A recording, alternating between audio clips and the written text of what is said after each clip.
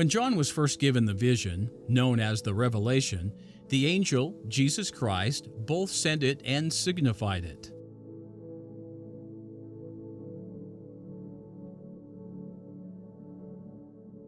As we explained in earlier videos, to signify means to make known by signs, speech, action. In the case of Revelation, the vision was given by means of symbolic representation. Everything in Revelation is a sign or symbol which represents the things which would shortly come to pass. John is following the practice of all ancient prophets who, as Joseph Smith explained, saw images or figures of beasts and other things, but not the actual beasts themselves.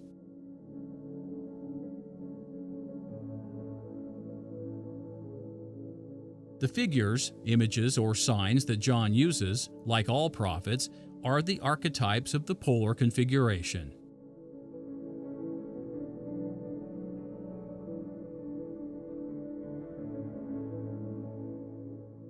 As we interpret the verses of chapter 12, we will follow a three-layered approach. The first layer are the figures exactly as John described them.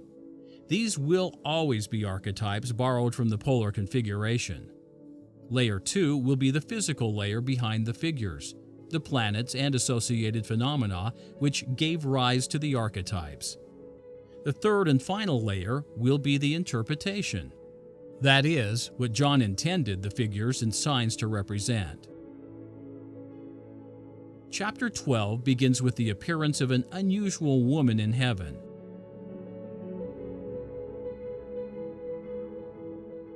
The woman, clothed with the sun and with starry crown, is the quintessential mother goddess, which was always associated with the planet Venus.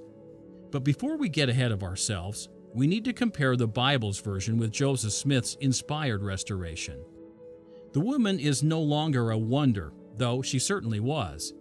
Instead, she is a sign. The woman is a symbol meant to represent things on the earth.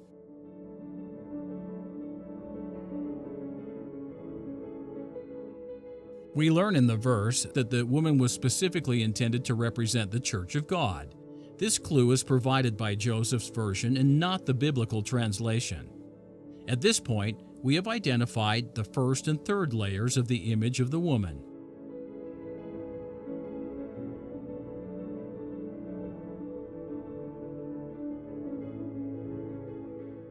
The second layer requires further explanation. Certainly, the woman, the mother goddess, was an archetype derived from the only female planet in the polar configuration, Venus. We can definitely make that connection. But there is more to the statement by John. To begin with, John states that the sign simply appeared in heaven. In other words, the sign had not been there before. Just as the sign of the Son of Man was the appearance of one or two comets, so too the woman signified the appearance of one of those cometary bodies near Earth.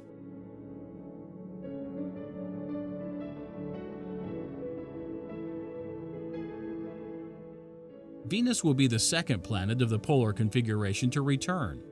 Mars will return earlier as Wormwood and Apollyon. The woman will have a crown of 12 stars upon her head. In its cometary phase, Venus had brilliant plasma streamers extending outward. To Earthbound observers, Venus looked like a radiating star. It became the archetypal great star.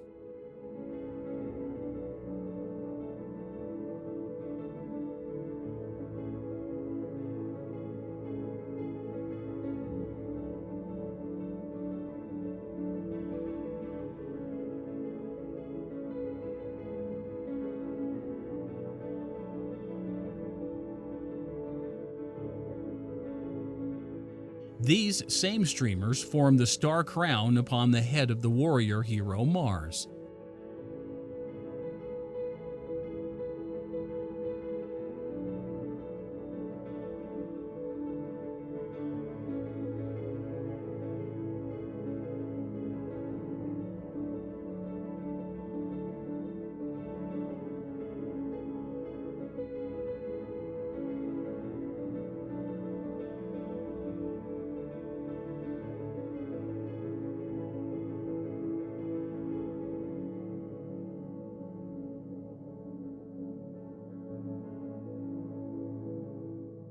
Though the configuration was primarily interpreted to be the crown of the hero, the same was true of Venus. The streamers became the crown of the goddess herself. The goddess became the queen of heaven. Or, in John's revelation, this crown will become the crown upon the head of the woman clothed in the sun.